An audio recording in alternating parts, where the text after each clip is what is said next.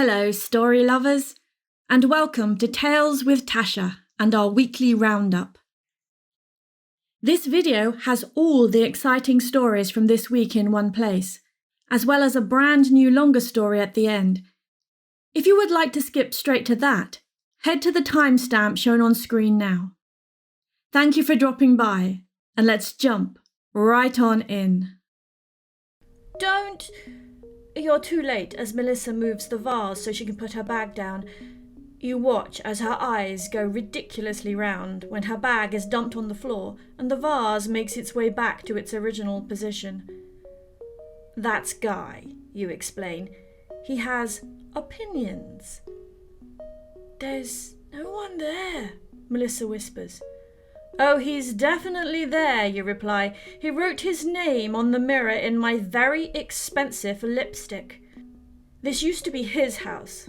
Another soul lost to the AIDS crisis in the 80s. Honestly, though, he may no longer be among the living, but he's still the best interior designer I've ever had.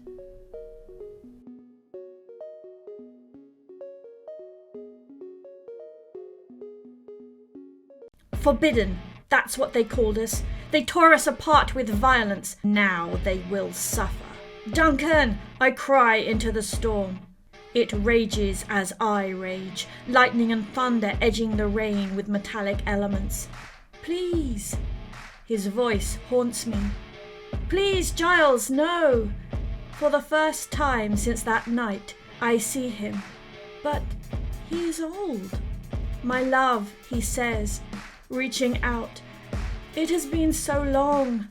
They're all dead. Let go of your anger. As our fingers touch, lightning strikes, grey hair and pale skin fall away, and there he is, my Duncan. I remember now. I died under their fists. He lived. But it doesn't matter anymore. Love rekindles my heart, and the storm fades. She drifts, pale and unaware. She will not hear us. We see her every day, wandering among the gravestones. Her story is a sad one of love and loss, like so many, but we cannot help her. With the passing time, she fades from this world. Those of us who see have tried to help her move on, but she ignores us. Her wife is all she thinks about, all she knows anymore. If only she could see the shade that follows her, begging her to live. Her wife loves her still, but she cannot hear her. One day, too soon, they will be reunited.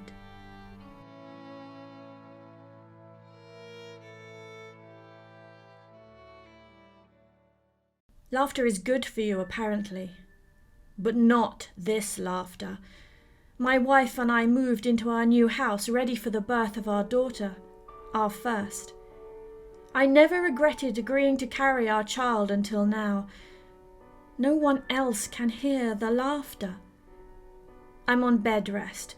My blood pressure is too high in my 8th month, so my mum is staying to help out.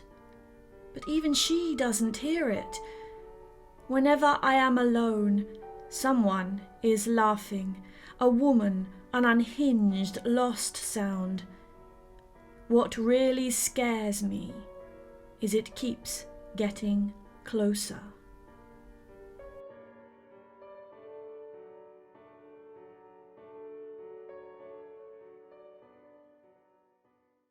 On reflection, the boots were a mistake, but who can resist 6-inch rainbow sparkly platforms? Definitely not me. They go so well with my short shorts. At least I look fabulous for the afterlife. Just for the record, steep stone steps and platform heels do not go together, even for pride. Colour me surprised when this righteous queen appeared and asked me if I wanted to pop along to the afterlife or hang around for a bit. Well, I've never been one to miss a party. Heaven can wait. What's a little death between friends?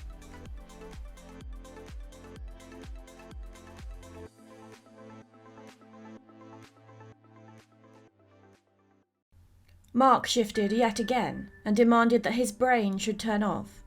Of course, it didn't. It was one of those nights where he kept dropping off, but then something would prod his mental map and he'd wake up again. Unfortunately, that was how his mind worked, and it made for the odd, sleepless night.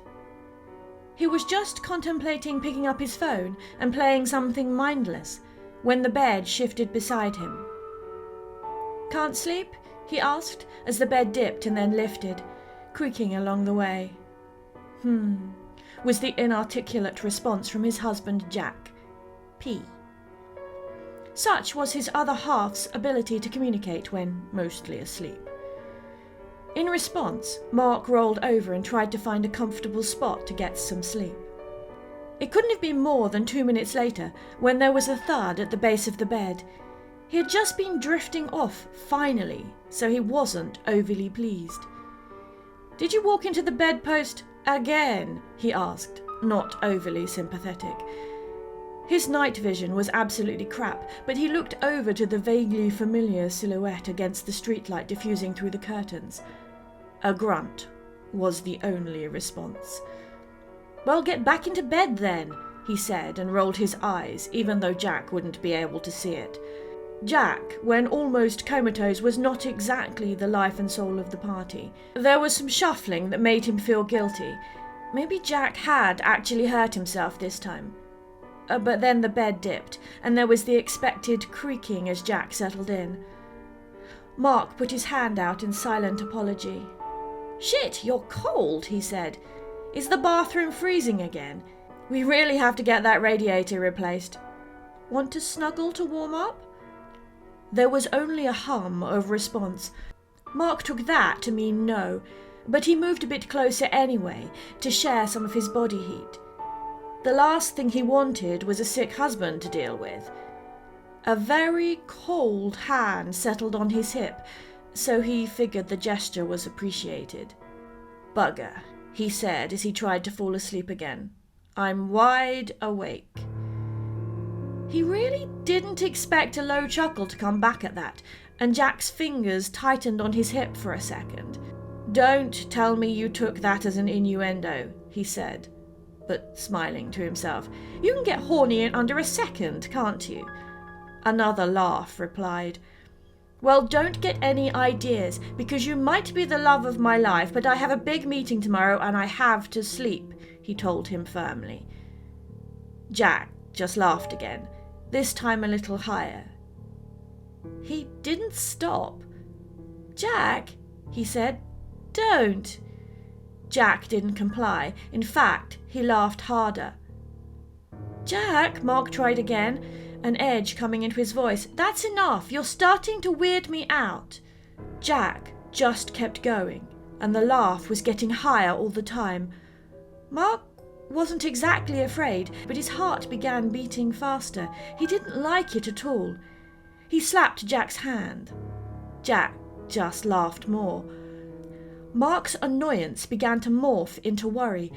This wasn't like Jack at all. "Jack," he said, turning over to face his husband, "what's wrong?" Then, just as suddenly as Jack had started laughing, he stopped. "Mark," said the voice of his husband from behind him near the door. "Who are you talking to?" The light flicked on. Mark screamed.